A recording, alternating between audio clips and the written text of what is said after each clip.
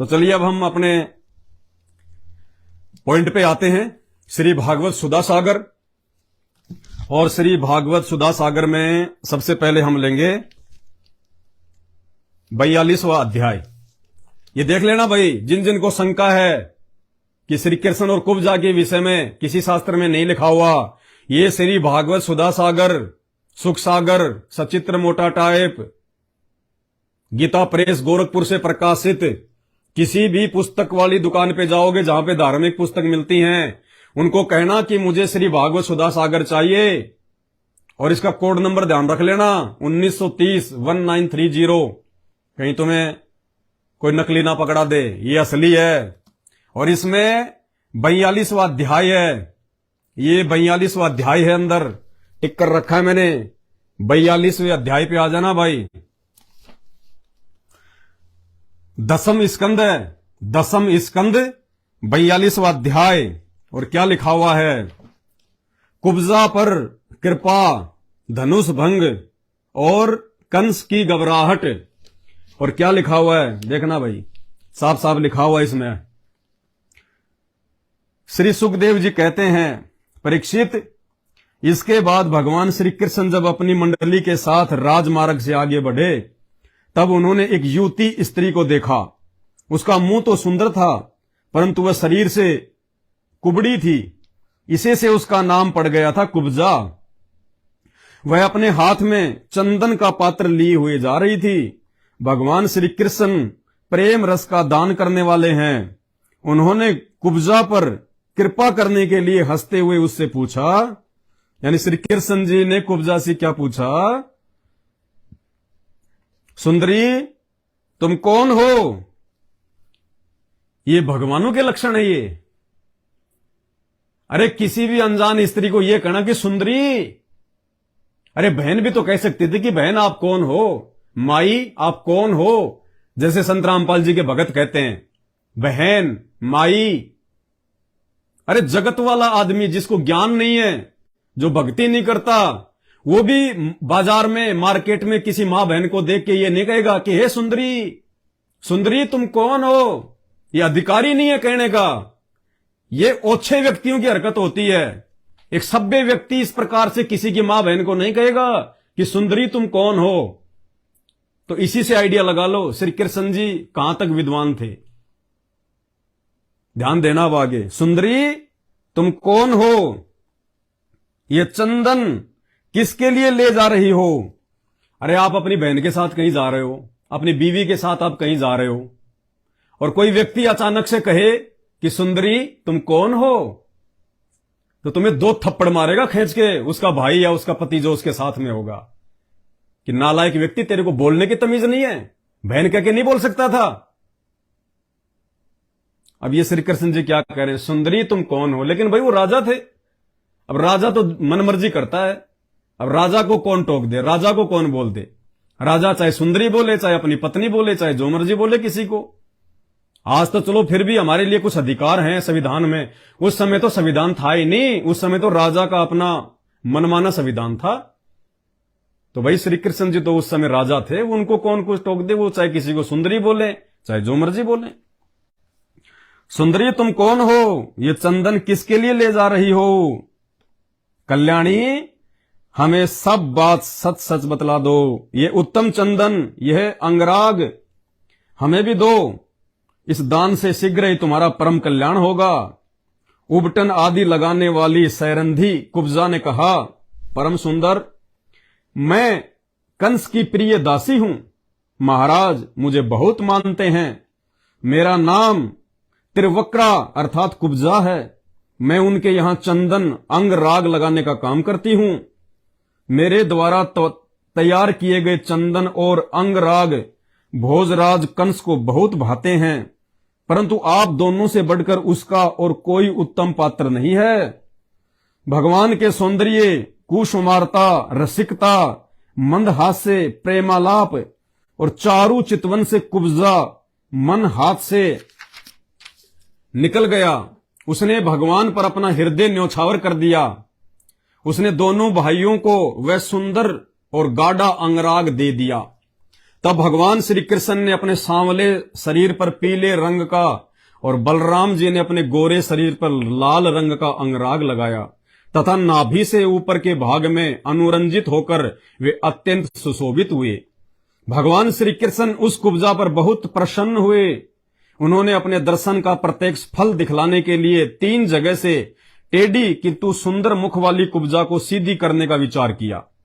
भगवान ने अपने चरणों से कुब्जा के पैरों के दोनों पंजे दबा लिए और हाथ ऊंचा करके 2 अंगुलियां उनकी ठोडी में लगाई तथा उनके शरीर को तनिक उचका दिया।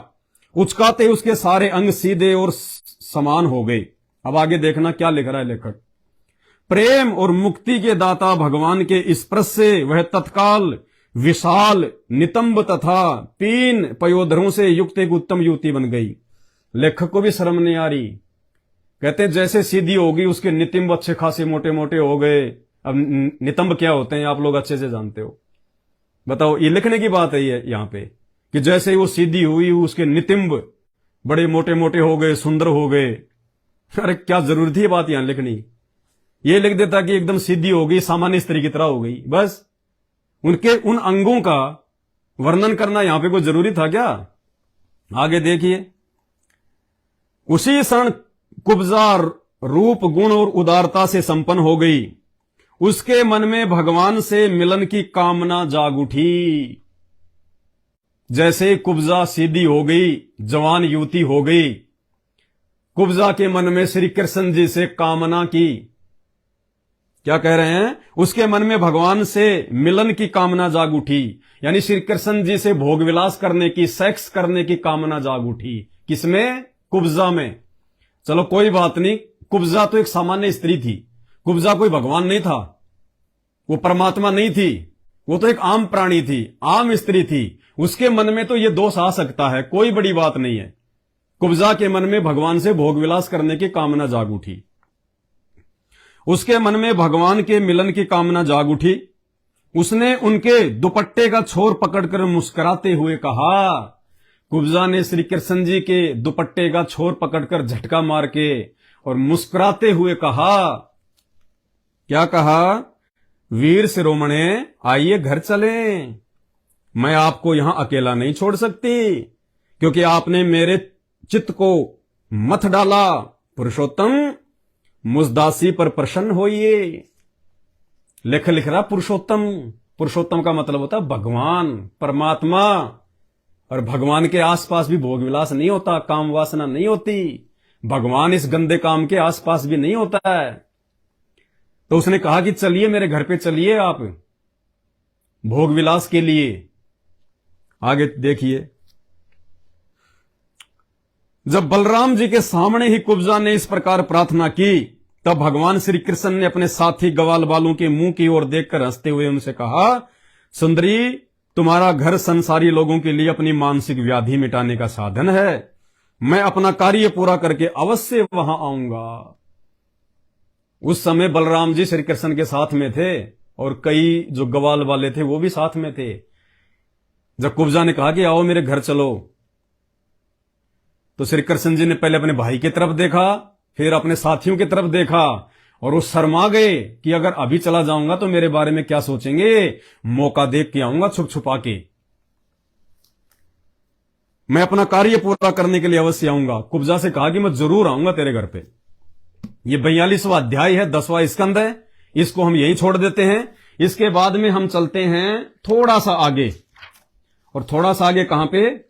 इसी सुख सागर में 42वें अध्याय के बाद में ये 48वां अध्याय आ गया।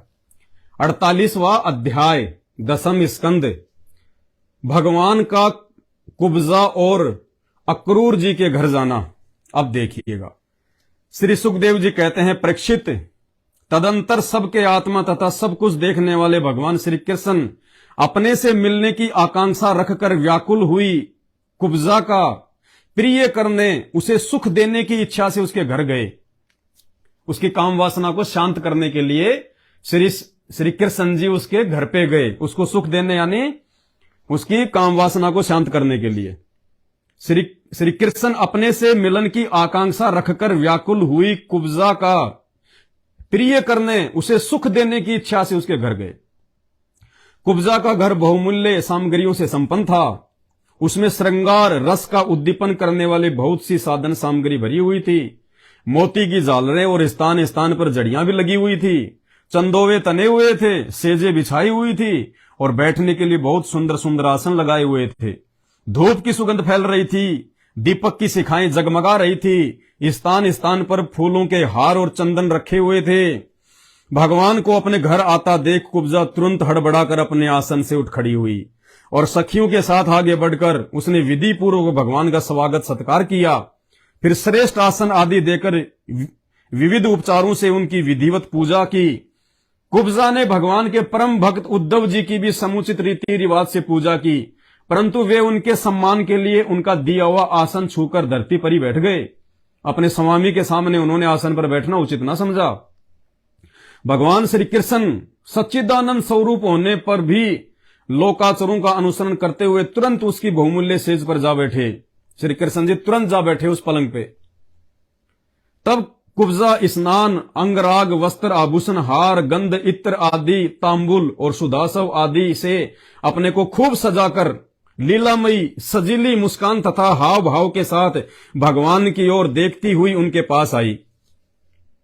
अब कुब्जा को पता था कि श्री कृष्ण जी आ गए हैं और आज मेरी जो काम वासना है आज उसकी मेरी पूर्ति हो जाएगी। तो नहा के धो के सेंट वांट लगा के इत्र वित्र लगा के अंगराग लगा के सज धज के और स्नान आदि करके भगवान के पास में आई। अरे भगवान आए और भगवान आता है तो भगवान के सामने नाके धोए के जाने की जरूरत है क्या? अरे भगवान पता नहीं कितने समय रहे कितने समय ना रहे, पैरों में पड़ जाओ भगवान के, तो जो है चरण धो धो के पियो। और वो नहा धो के सज धज के भगवान को खुश करने के लिए सेंट वांट लगा के आई। क्या कहते हैं, भगवान हाव भाव के साथ भगवान की ओर देखती हुई इसके पास आई। अब देखो आगे क्या लिखा हुआ है। जब कुब्जा नहा धो के भगवान के पास में आके बैठ गई, सखी सहेलियों को सबको बाहर कर दिया, उद्धव जी भी बाहर चले गए। श्री कृष्ण जी और कुब्जा दोनों अकेले उस सुसज्जित सेज पे बैठे हुए थे। अब क्या कह रही है कुब्जा, लेखक क्या कह रहा है? कुब्जा नवीन मिलन के संकोच से कुछ झिझक रही थी। अब ये शब्द हैं, इन शब्दों को समझना पड़ेगा। ये शब्द उस तत्व ज्ञान के बिना समझ में नहीं आ सकते। परमपिता परमेश्वर सतगुरु रामपाल जी भगवान के आशीर्वाद बिना समझ में नहीं आ सकते। तभी तो ये शास्त्र 5000 साल से लिखे पड़े हैं, आज तक कोई इनको समझ नहीं पाया। ये क्या कह रहे हैं, क्या कह रही है? कुब्जा नवीन मिलन के संकोच से कुछ झिझक रही थी। नवीन मिलन यानी प्रथम बार सेक्स करने को लेके कुब्जा जो है वो झिझक रही थी, वो डर रही थी। कुब्जा नवीन मिलन के संकोच से कुछ झिझक रही थी। तब श्याम सुंदर श्री कृष्ण ने उसे अपने पास बुला लिया और उसकी कंकण से सुशोभित कलाई पकड़कर अपने पास बैठा लिया और उसके साथ में क्रीड़ा करने लगे। देखो स्पष्ट लिखा हुआ है, क्रीड़ा करने लगे, उसको छूने लगे, उसको बाहों में भर लिया, उसके साथ में खेलने लगे, छेड़छाड़ करने लगे। कौन? जिसे आप अपना इष्ट कहते हैं, भगवान कहते हैं, सच्चिदानंद कहते हैं। अरे सच्चिदानंद के तो जितने भी स्त्री पुरुष हैं उनके बेटा बेटी होते हैं। सच्चिदानंद के लिए तो हर स्त्री पुरुष हर आत्मा उसके बच्चे होते हैं। और एक बाप कैसे अपने बच्चों के साथ में सेक्स करेगा? वो सच्चिदानंद कैसे अपनी बेटी के साथ में संभोग करेगा, क्रीड़ा करेगा? बाप कभी अपनी बेटी के पास में खेलेगा इस प्रकार से, जवान बेटी को मतलब सेज पे बैठा के? भाई और बहनों विचार करो। ये आंखें खोल दी संत रामपाल जी ने आके। नहीं हमारे पूर्वज मर गए, हमारे दादा परदादा इन्हीं को अपना इष्ट मान के पूज पूज के मर गए, आज वो भूत बन के फिर रहे हैं, आज उनके श्राद्ध निकाले जा रहे हैं। अरे अगर मोक्ष हो जाता इन भगवानों की भक्ति से तो श्राद्ध निकालने की आवश्यकता क्या है? जिसका पूर्ण मोक्ष हो जाता है उसके श्राद्ध क्यों निकालें? तो इन्हीं भगवानों ने, इन्हीं इष्टों ने, जिनका खुद का मोक्ष नहीं, श्री गीता जी अध्याय नंबर 4 श्लोक नंबर 4 और 9 में खुद ये गीता ज्ञान देने वाला भगवान अर्जुन से कह रहा है कि तेरे और मेरे बहुत सारे जन्म हो चुके हैं, आगे भी होंगे, तू नहीं जानता मैं जानता हूं। ये खुद ही जन्म मरण में, तो इनके भक्तों का कहां से मोक्ष हो जाता? इसलिए पूरी दुनिया में सबके श्राद्ध निकल रहे हैं। सब लोग भूत प्रेत बन के घूम रहे हैं, कोई किसी के मामा में आ रहा है, कोई किसी के बेटे में घुस के बोल रहा है, सबको भूत प्रेत बना दिया इनकी भक्ति ने। कुब्जा नवीन मिलन के संकोच से कुछ झिझक रही थी, तब श्याम सुंदर श्री कृष्ण ने उसे अपने पास बुला लिया और उसकी कंकण से सुशोभित कलाई पकड़कर अपने पास बैठा लिया। उसके साथ में क्रीड़ा करने लगे, छेड़छाड़ करने लगे। परीक्षित, कुब्जा ने इस जन्म में भगवान को केवल अंग राग अर्पित किया था, उसी एक शुभ कर्म के फलस्वरूप उसे ऐसा अनुपम अवसर मिला। बताओ, लेखक को भी शर्म नहीं आ रही, ये अनुपम अवसर है? अरे भगवान के साथ में सेक्स करना ये अनुपम अवसर है क्या? ये कोई परम सौभाग्य की बात है क्या? ये तो दुख की बात है, दुख की बात है।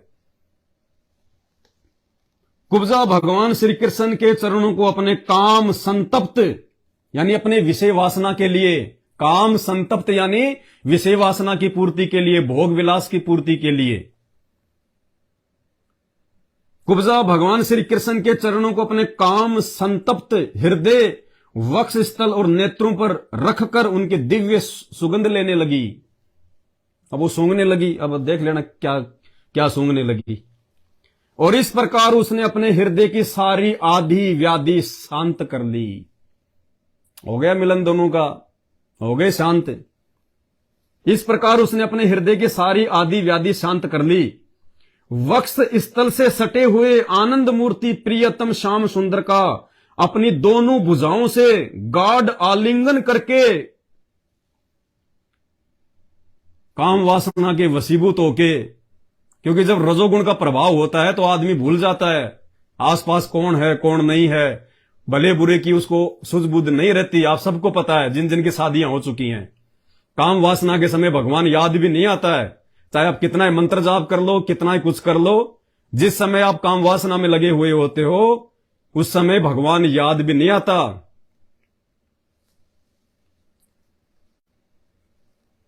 वक्ष स्थल से सटे हुए आनंद मूर्ति प्रियतम श्याम सुंदर का अपनी दोनों भुजाओं से गाढ़ आलिंगन करके, यानी कुब्जा ने श्री कृष्ण जी को अपनी दोनों भुजाओं से जबरदस्ती कस के पकड़ लिया, आलिंगन करने लगी, चुंबन करने लगी। आलिंगन करके कुब्जा ने दीर्घ काल से बढ़े हुए विरह ताप को शांत किया। दीर्घ काल से यानी आज से पहले उसने कभी संभोग नहीं किया था। दीर्घ काल से बढ़े हुए उस विरह ताप को यानी संभोग की इच्छा को उसने पूरा किया, पूर्ण किया। दोनों ने पति पत्नी वाला कुकर्म किया, व्यवहार किया।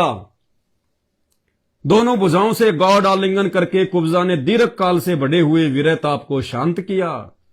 परीक्षित, कुब्जा ने केवल अंग राग समर्पित किया था, उतने से ही उसे उन सर्वशक्तिमान भगवान की प्राप्ति हुई। अब क्या खाक प्राप्ति हुई भगवान की? भगवान के साथ में सेक्स कर लो, संभोग कर लो, इसका मतलब भगवान की प्राप्ति हो गई? वो तो कुकर्म की प्राप्ति हुई, 84 लाख योनियों की प्राप्ति हुई।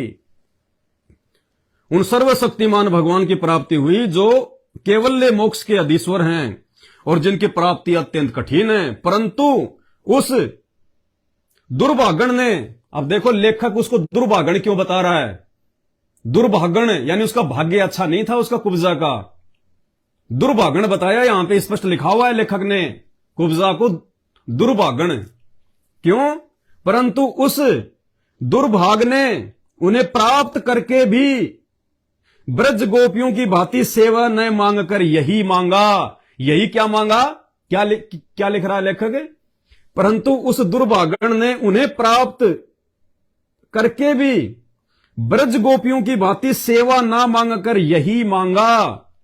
यही क्या मांगा? सेक्स मांगा, विषय भोग मांगा, उनके साथ में पति पत्नी वाला कुकर्म मांगा। लेखक स्पष्ट लिख रहा है, यहां पे लिखा हुआ है, प्रमाण है, कोई झुटला नहीं सकता। तुम्हारे गालियां देने से सच्चाई दबेगी नहीं, ये शास्त्रों में लिखी हुई है। और ये लिखी क्यों है? ये सच्चाई ऊपर आए, लोगों को पता चले, दुनिया समझे कि वास्तव में भगवान कौन है। अरे भगवान के तो सब बेटा बेटी होते हैं, सब बेटा बेटी, और भगवान अपनी बेटी के साथ में ऐसा कुकर्म करेगा? वो भगवान कहां हुआ? वो तो आम इंसान से भी गिरा हुआ व्यक्ति होता है जो इस प्रकार के जो ये गंदा आचरण करता है। तो भाई ये सब के सब जीव संज्ञा में हैं, चाहे राम हो, चाहे श्री कृष्ण हो, चाहे 33 करोड़ देवी देवता हो, चाहे देवताओं का राजा इंद्र हो, ये सब के सब जीव संज्ञा में हैं। और इस बात का तुम्हें कब पता चलेगा? जब संत रामपाल जी के मुख से सृष्टि रचना सुनोगे, सृष्टि रचना, तब तुम्हें पता चलेगा कि ये कौन है। ये खुद 84 लाख योनियों में जाते हैं, ये खुद गधे कुत्ते सुअर बनते हैं बेचारे। काल ने सबकी चोटी पकड़ रखी इनकी। ये काल कौन है? काल क्यों ब्रह्मा विष्णु महेश के माध्यम से सृष्टि करवाता है, पालन करवाता है और लोगों को मरवाता है? तीनों देवताओं को मारने की, पालने की, संहार करने की ड्यूटी किसने दी हुई है? इस बात का पता तुम्हें शास्त्रों से चलेगा, श्री भागवत सुधा सागर से पता चलेगा। ये श्री भागवत सुधा सागर स्पष्ट लिखा हुआ है, ये तीनों देवता किसके अधीन होके काम करते हैं। इन तीनों देवताओं से ये कर्म कौन करवाता है? काल, दुर्गा का पति। पेज नंबर 28, पहला स्कंद ध्यान से पढ़ लेना। पेज नंबर 531 और 30, 35 इसमें पढ़ लेना। तीसरे स्कंद में, इसके 6ठे अध्याय में सारी चीजें लिखी हुई है। परंतु उस दुर्भागण ने उन्हें प्राप्त करके भी ब्रज गोपियों की भांति सेवा नाम मांगकर यही मांगा, प्रियतम। फिर क्या कह रही हो कुब्जा? प्रियतम, आप कुछ दिन यहीं रहकर मेरे साथ में क्रीड़ा कीजिए। कुब्जा कह रही है कि हे प्रियतम, आप थोड़े दिन और रुको, मेरे साथ रह के यही कुकर्म करो, क्रीड़ा कीजिए मेरे साथ यहीं रह के, कुछ दिन और रह के। स्पष्ट लिखा हुआ भाई, झूठ बोले तो हमारे मुंह में कीड़े पड़े। स्पष्ट लिखा हुआ है, शास्त्र में लिखा हुआ है। और सच को सच कहना निंदा चुगली में नहीं आता, महान परोपकार के काम में आता है, ताकि आप लोग भगवानों को पहचानो और सही भक्ति करके अपना आत्म कल्याण करवाओ। प्रियतम, आप कुछ दिन यहीं रहकर मेरे साथ में क्रीड़ा कीजिए, क्योंकि हे कमल नयन, मुझसे आपका साथ नहीं छोड़ा जा रहा, कि मेरी इच्छा नहीं कर रही कि मैं आपको छोड़ दूं। अभी कुछ दिन और रहो मेरे साथ में, यही गंदा कर्म करो। परीक्षित, भगवान श्री कृष्ण सबका मान रखने वाले और सर्वेश्वर हैं। उन्होंने अभिष्ट वर देकर उनकी पूजा स्वीकार की। यानी श्री कृष्ण ने हां भर दी कि ठीक है, मैं फिर कभी आऊंगा, उसका मान रख लिया। और फिर अपने प्यारे भगत उद्धव जी के साथ अपने सर्व सम्मानित घर लौट आए। परीक्षित, भगवान ब्रह्मा आदि समस्त ईश्वरों के भी ईश्वर हैं। भगवान ब्रह्मा आदि समस्त ईश्वरों के भी ईश्वर हैं, यानी श्री कृष्ण जी ब्रह्मा के भी भगवान हैं, ऐसे कर्म करने वाले। और ब्रह्मा जी का भी दिखाएंगे आपको आने वाले दिनों में।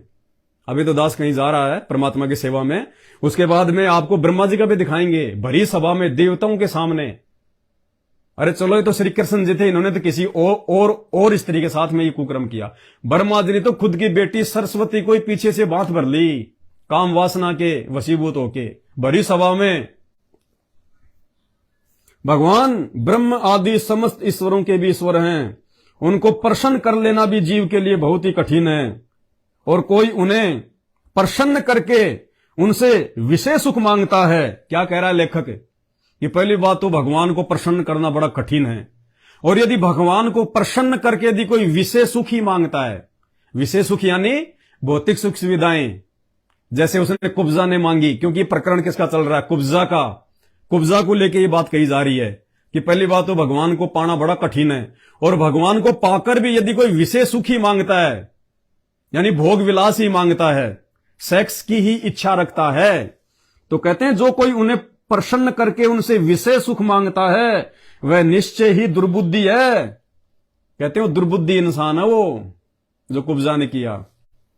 क्योंकि वास्तव में विशेष सुख अत्यंत तुच्छ नहीं के बराबर है, कि जो विशेष सुख है, जो भोग विलास है, ये तो नहीं के बराबर है, बहुत घटिया कर्म है। ये लेखक ने लिखा है।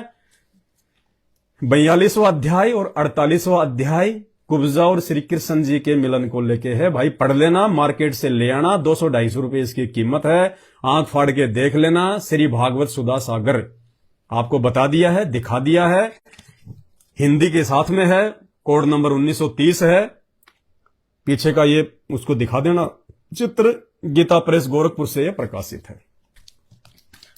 अब भाई कहते हैं हाथ कंगन को आरसी क्या, पढ़े लिखे को फारसी क्या। भैंस के आगे तो कितना ही बीन बजाओ, उसको तो समझ में आएगी नहीं।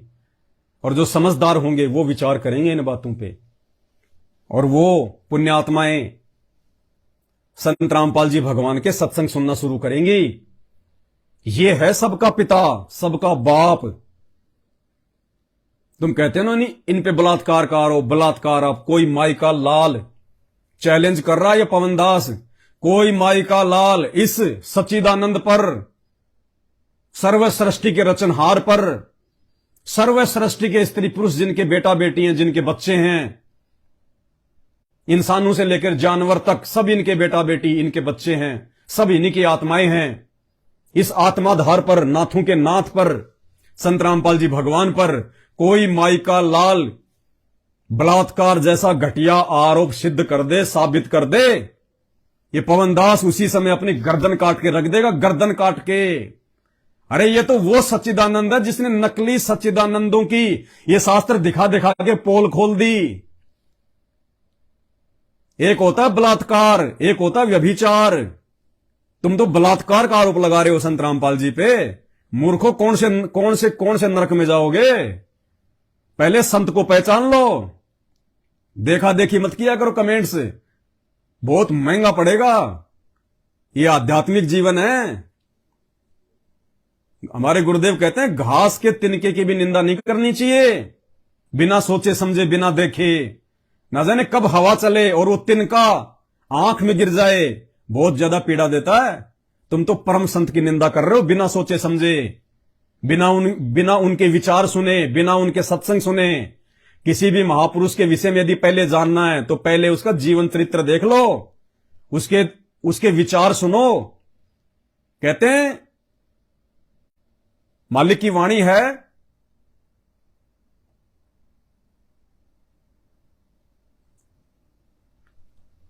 परमेश्वर की वाणी है, दास को जो है समझ में नहीं आ रही, अभी फिलहाल याद नहीं आ रही, मेरे जुबान पे नहीं आ रही। हां, साधु शब्दा परखिए। साधु जो होता है ना संत, उसकी पहचान उसके शब्दों से करनी चाहिए, उसके सत्संगों से करनी चाहिए, उसके प्रवचन से करनी चाहिए, उसके विचारों से करनी चाहिए, उसके द्वारा लिखित साहित्य से करनी चाहिए। साधु शब्दा परखिए। और दुख पड़े घरनार, घर की औरत को उस समय जो है वो परखना चाहिए। जब आपके घर पे कोई आपत्ति आ जाए, कोई संकट आ जाए, उस समय एक स्त्री की पहचान होती है, वो कितना अपने पति का साथ देती है या उठा के सामान मायके की तरफ वो दौड़ लेती है। तो कहते हैं साधु शब्दा परखिए, दुख पड़े घरनार, और सूरवीर जब जानिए, जब रण बाजे तलवार। योद्धा, सूरवीर, उसकी पहचान युद्ध के क्षेत्र में होती है, जब दोनों आमने सामने जब सेनाएं होती हैं। और जो सूरवीर होता है वो अपना अंग अंग कटवा लेगा, लेकिन मैदान छोड़ के नहीं भागता। और जो मैदान छोड़ के पीठ दिखा के भाग जाए वो सूरवीर नहीं, वो कायर होता है, कायर। तो पहले संत रामपाल जी के विषय में जान लो, पहचान लो इनको, इनके सत्संग सुन लो। हवा में तीर मारना छोड़ दो, बहुत महंगे पड़ेंगे। तुम्हें इस काल भगवान का ये कर्म आधार का नियम नहीं पता अभी तुमने। इस जुबान से निकले एक एक शब्द की कीमत चुकानी पड़ती है। जुबान से निकले हुए शब्द तो छोड़ दो, मन, कर्म और वचन से भी यदि तुमने किसी का बुरा सोच लिया, किसी की निंदा कर दी, तुमने किसी की चुगली कर दी, वो उसका भोग भोगना पड़ता है, बहुत भयंकर। और जो तुम कह रहे हो तुम चुगली करते हो, निंदा कर रहे हो, चुगली निंदा वो होती है जो इन शास्त्रों में ना लिखा हो, उसके बावजूद हम उनको भला बुरा कहें, वो होती है निंदा चुगली। और ऐसे कर्म करने वाला घोर नरक में जाता है, घोर नरक में। हम तो परोपकार का काम कर रहे हैं, इन शास्त्रों में लिखा हुआ बता रहे हैं आपको। फिर लिखा क्यों है ये? अगर ऐसा हुआ ही नहीं था तो लिखा क्यों है? फिर हटा देना चाहिए था। और अगर ये गलती से लिखा गया, ये गलत था, तो आज भी गीता प्रेस गोरखपुर इसको क्यों छाप रही है? हिंदू धर्म के सारे ठेकेदार, सारे संत महात्मा मिलके धरने दो और इस पेज को हटवा दो, इस अध्याय को हटवा दो। अगर ये गलत है तो क्यों नहीं हटवा पा रहे? क्योंकि ये परम सत्य है। इन भगवानों ने ऐसे कुकर्म किए हैं, इनके चरित्र पर दाग हैं, क्योंकि ये भगवान नहीं है, ये परमात्मा नहीं है, ये सच्चिदानंद नहीं है, ये आप और हमारी तरह जीव हैं, जीव। अरे दो इंसान हैं, एक ही बाप के दो बेटे हैं। एक बेटा तो उसका पढ़ लिख के जो है आईएएस बन जाता है, और एक बेटा नहीं पढ़ता, या पढ़ाई के समय वो गफलत करता है, वो खेत में हल चलाता है, वो मजदूरी करता है दोनों एक ही बाप के बेटे। तो इंसान जो इस धरती पे हैं वो भी उसी परमपिता परमेश्वर के बच्चे हैं। और जो ये देव पद पे बैठे हैं, जो अच्छी भक्ति करके किसी जन्म में अच्छी भक्ति करके, ओम नाम की साधना करके, जप तप करके, ये मरने के बाद में देव पद पे जाके बैठ गए। बस इतना ही अंतर है। जैसे एक बाप के दो बेटे, एक तो मजदूरी कर रहा और एक जो है जिला कलेक्टर बन गया, है दोनों बेटे ही, है दोनों इंसान ही। तो इसी प्रकार इन भगवानों की स्थिति है। आप और हम ना जाने कितनी बार ब्रह्मा विष्णु महेश बन चुके हैं। गधे कुत्ते सुअर जो आप देख रहे हो ना घूमते हुए, ये ना जाने कितनी बार ब्रह्मा विष्णु महेश जो है ये बन चुके हैं, देव देवता बन चुके हैं। ये गधे कुत्ते सुअर जो आज आपको गलियों में जो नाक रगड़ते दिखाई दे रहे हैं, पता नहीं कितने असंख्य जन्म हो चुके हैं हमारे को यहां पे भटकते हुए बिना मोक्ष के, इन आदि अधूरी साधनाओं को करते करते। तो भाई यहां तो 84 लाख योनियों में जितने जीव हैं, चींटी मक्खी मच्छर कीट पतंग गधा कुत्ता सुअर बैल हाथी घोड़े, ये सब ना जाने कितनी बार ब्रह्मा विष्णु महेश की पोस्ट पे रह चुके हैं। और मरने के बाद जब इनकी बैटरी डिस्चार्ज हो जाती है, काल इनको 84 लाख योनियों में ठोक देता है। फिर नई आत्मा को जिसके पास में भक्ति होती है, फिर उसको बैठा दिया जाता है। जैसे आप किसी होटल में रुके, रात को आपने 10,000 रुपए जमा करा दिए। जब तक होटल में आपके 10,000 रुपए, तब तक आपको होटल में बढ़िया कमरा मिलेगा, बढ़िया खाना पीना मिलेगा, सारी सुविधा मिलेगी। और आगे यदि आपको होटल में रहना है तो पैसे जमा करने पड़ेंगे, और पैसे जमा नहीं कराओगे तो होटल से आपको बाहर निकाल दिया जाएगा। आपको तो निकाल दिया और आपकी जगह फिर उस आदमी को बैठा दिया जाएगा उसी कमरे में जो व्यक्ति काउंटर पे पैसे जमा करा देगा। तो इसी प्रकार जिन आत्माओं के पास में भक्ति होती है, कहते हैं कबीरा सब जग निर्धना धनवंता ना कोई, और धनवंता उसी को जानिए जिसके पास में राम नाम धन होए। राम कौन? त्रेता युग वाले रामचंद्र नहीं, राम यानी आदि राम। राम राम सब जगत बखाने, आदि राम कोई बिरला जाने। आदि राम वो सच्चिदानंद जो उस राम का भी राम है। अरे रामचंद्र जो त्रेता युग में आया था, सतयुग के प्राणी तो जानते भी नहीं थे राम कौन है, क्योंकि राम का तो जन्म ही सतयुग के बाद हुआ है। तो सतयुग में भी तो इंसान थे, वो भी तो भक्ति करते थे, वो तो राम को जानते ही नहीं थे। तो राम कहां से राम हो गया? राम तो उनके शरीर का नाम था, राम तो उनके शरीर की पहचान थी। जैसे आजकल बहुत सारे लोगों का आपको नाम मिलेगा रामचंद्र, रामचंद्र यादव, रामचंद्र ठाकुर, रामचंद्र शर्मा, तो क्या वो दशरथ के पुत्र हैं? वो भगवान बन गए, वो उनके शरीर की पहचान है। तो राम शब्द खाली रामचंद्र जी के शरीर की पहचान थी। राम का मतलब होता है भगवान, अविनाशी परमात्मा, सत साहिब, सत्य कबीर। और वो अविनाशी राम आज परम पूज्य सतगुरु रामपाल जी के रूप में धरती पे प्रकट है। यह है असली सत्य चित आनंद, सच्चिदानंद घन ब्रह्म। तो पहचान करो अपने परमेश्वर की, अपने भगवान की।